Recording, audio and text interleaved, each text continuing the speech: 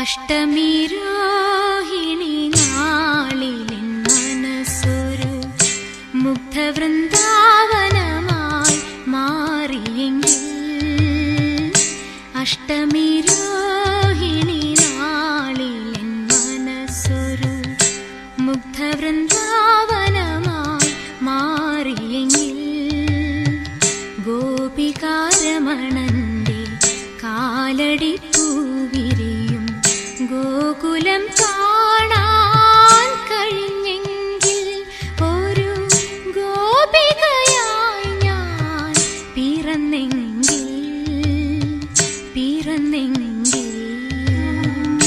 Ashtami Rohini നാളിലെൻ മനസ്സൊരു